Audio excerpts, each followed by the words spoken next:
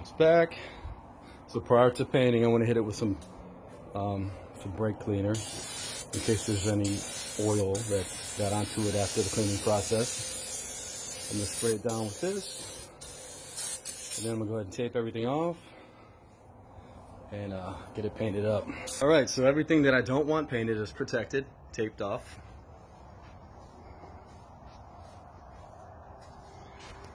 All the threads filled. She's all primered up. I'm gonna dry a little bit and then I'll spray color.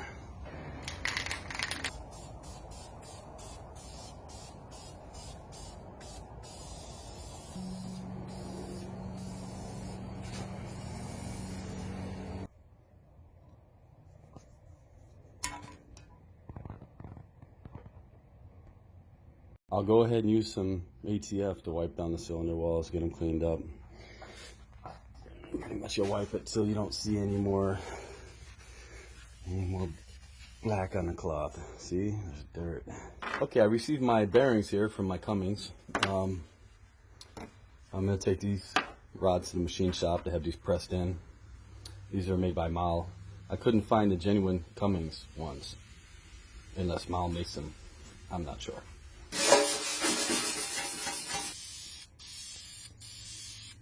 So I received my genuine piston rings from Cummins today, standard size.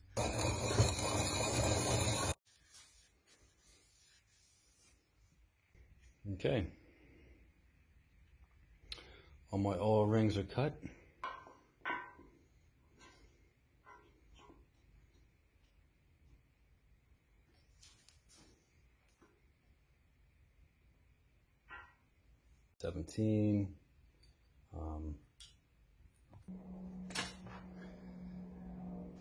When you're done sizing all the gaps, you want to knock down the edges.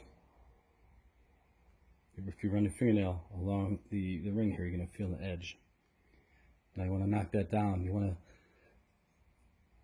to take your your file, very fine file, and you want to file away from where the cylinder wall would be. Just a very fine.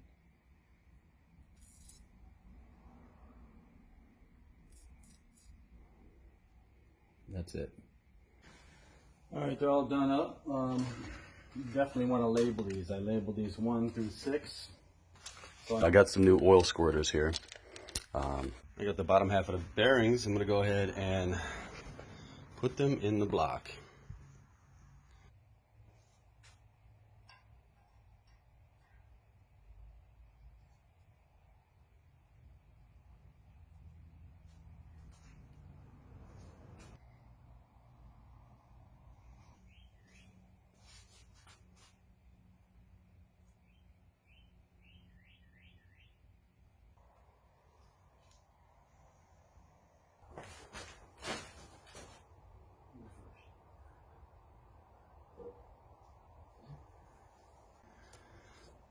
All right, the bottom half of the bearings. What I did was I took a brush here, and I made sure there was no rust or any contaminants on these surfaces, so that way everything sits flat.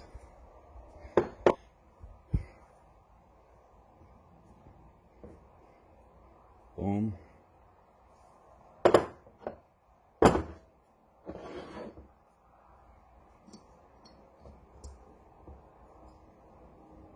That's number 1, 2, 3, 4. All right, so the oil clearance for the Cummins diesel that I have is 2,000s to 5,000s. This plastic gauge does 2,000s to 6,000s. So I'll take this out. Wow, that's all I got.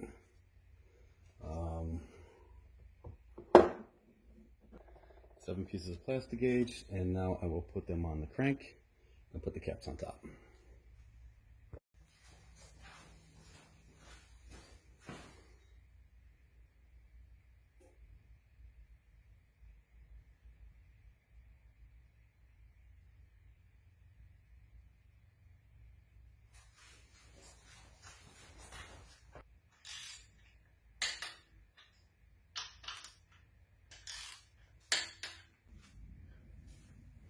Untitled Chapter.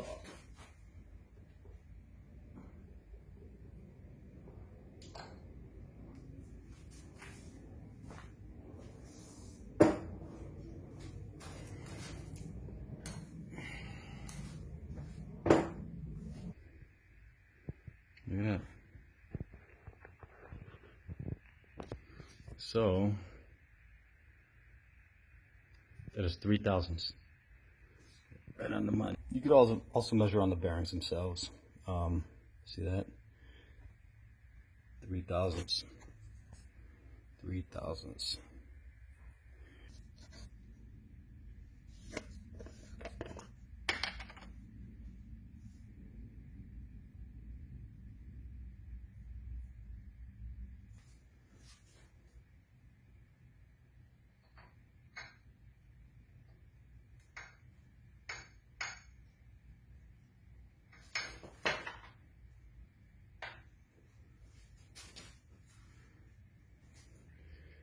And here we go.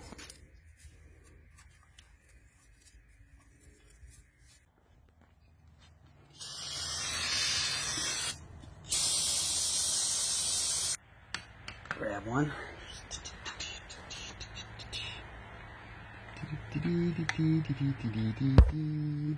Drop it in place and slide it off. Alright, I have them all in place, and I got a bunch of grease on top of each one.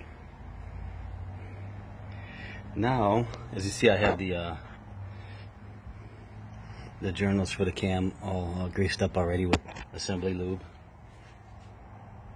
A different kind of assembly lube. So I'm going to put some assembly lube on here. I'll go ahead and slide this cam on in.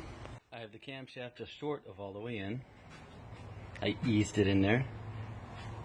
And now I have to line the gears. As you see, I got the 1 0 lined up with the 2 zeros right in between there. Alright, so I received the rods from the machine shop. The bushings are in. I labeled them, so I'm going to put them in the same space where they came from. I have everything scrubbed down. Pretty much scrubbed everything with steel wool and brake cleaner and whatnot. So I'm going to install the pistons on the rods, and then I will go ahead and install the pistons in the block. Alright, I put the 2 top rings on first already. Now I'm going to put the oil scraper ring on. I got all the bearings and the rods. I got this one compressed.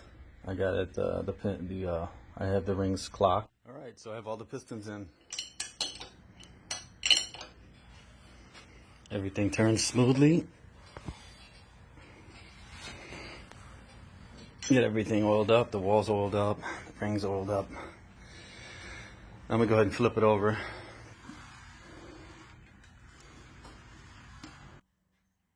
£18 of torque. I got blue Loctite on here.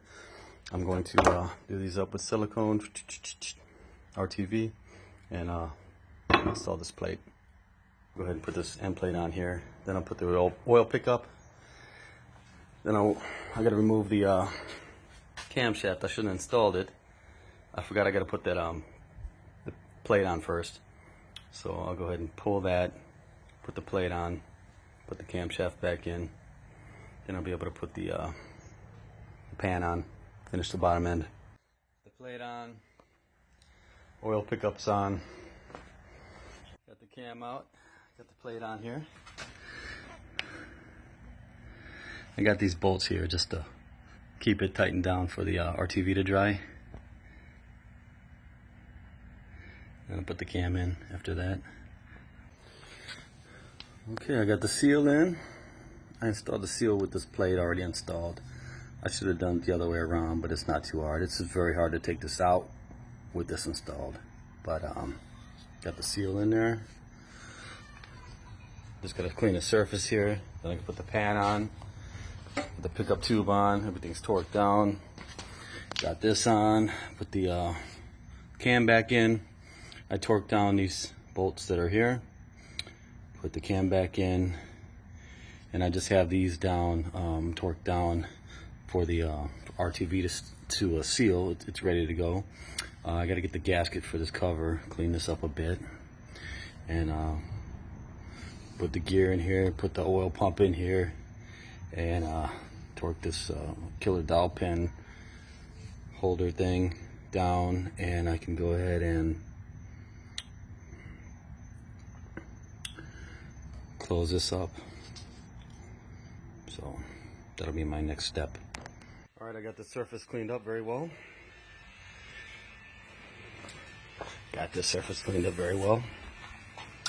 I'm going to use a an RTV and this roller here, and I'll roll it on each of the surfaces and then sandwich it together.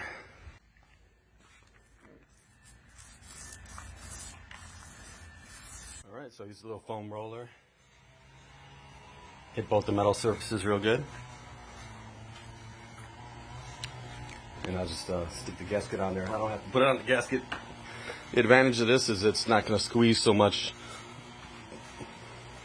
out of the seams, so you won't get any RTV inside the engine most likely. The pan's set into place. Now I'll go ahead and put the bolts in. Actually, first put some blue Loctite on the bolts, then I'll stick it all together.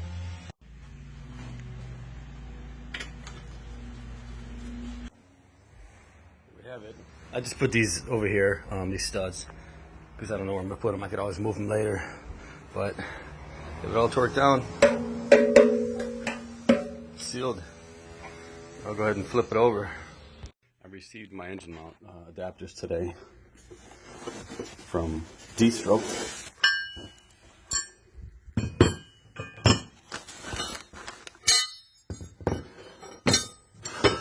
Very nicely made, very heavy. They just tacked it up there, but you can see they made a slot in the backside and put a full weld on it, which is awesome. I'll go ahead and prep these up and paint them before I put them in, of course. I also got the hardware to mount the plates to the block. I have some new engine mounts in the truck, and mount wise I'm ready to go. I already put brand new mounts here, so that's good to go. Well, I got these mounts painted all up. Well, I got these mounts all painted up, and there it is, my jerry rig stand. It rolls around as well. I got like a cheap Harbor Freight dolly, put some lumber across it, and boom, set it right on the oil pan bolts. It curves in here, so I use a separate piece to spread the load. And it curves in there, but that's too far off the front. But it's solid. I can push it around. Pretty nifty, pretty handy. If I need to order the head gasket, I need to order this gasket. I need to put this gear in here. I need to put the oil pump in here. I need to torque these down. What else? Probably have to put a sleeve over here. There's quite a groove in here, so I'll probably sleeve this. But yeah, good to go. Okay, I got the oil cooler area cleaned up. Oil free. I got my 2 gaskets, got the housing here, got the actual cooler here. Everything's all cleaned up.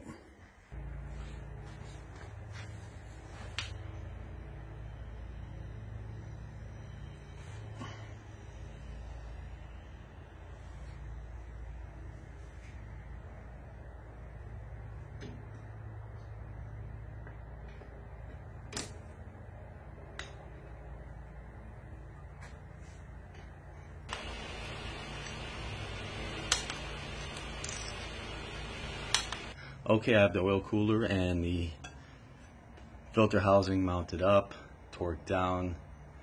On to the next one. Okay, upon inspection and cleaning, the oil pump looks good. I'm gonna spray out the oil pump holes a little bit. That way the Loctite is effective. was going to spray the bolts. Clean these up. I'll probably use some red Loctite, just a little bit though. Clean these up. I'll probably fill this and this. I'll shove as much assembly lube as I can in there, just to get it sort of primed.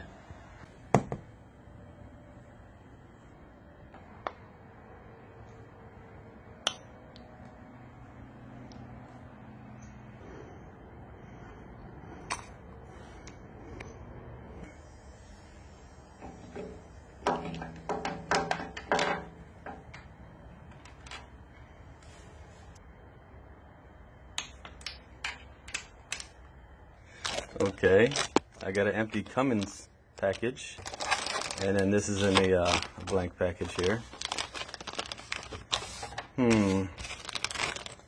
China oil seal.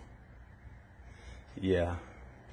I don't know, maybe they got me, but oh well, I'll use it. So I'm gonna go ahead and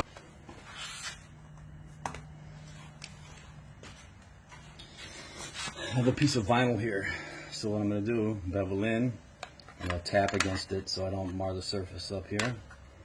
That should do well. And I'll just tap it lightly in a circular motion. I think I put a light coat of oil on here.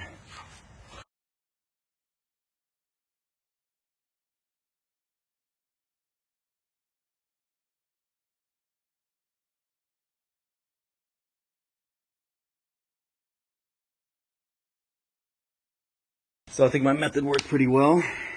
It's a piece of plastic fence. Nice and even all the way around. I just bottomed it out on the back of this. Looks nice and even there too. As you see, I can't go all the way against it anyway because there's a woodruff key there. So I'm going to say I'm good. I'm not going to push it any further. The tool actually, there's a special tool for it and it recesses it a bit. But this is a little bit recessed anyway, so well, actually no, it's flush, but that's fine. That's fine with me. I think it's good. So now I can double check everything, take a look at the manual and everything, make sure everything's right, double check the timing marks, and I'll put this cover on. I got the tool, I got the seal. I think it already has a sealant around it. Looks like it's built in. I'll put an extra little layer on top. I got it set in and ready to install. See the sealant bead around the edge there? Pretty nice. So I'm going to go ahead and install this. Okay, when I put this frame back on here, what I did was I sealed the back side because it comes with that gasket, of course. And then I put bolts through here and I torqued them down the spec. And then I let it set. So now I can pull these out. The seal will be still adhered. I want to make sure these all the timing marks are aligned, and then I'll put the cover on and bolt everything together. I could put the pump on later because when you twist this, it can't skip a gear. It's not tall enough to skip a gear. It can't. So you're good once you have this aligned in there. So what I'll do is I'll turn this till the alignment marks are all matched up, just to verify. I'll take these bolts out and then I'll clean this surface up real good with the razor.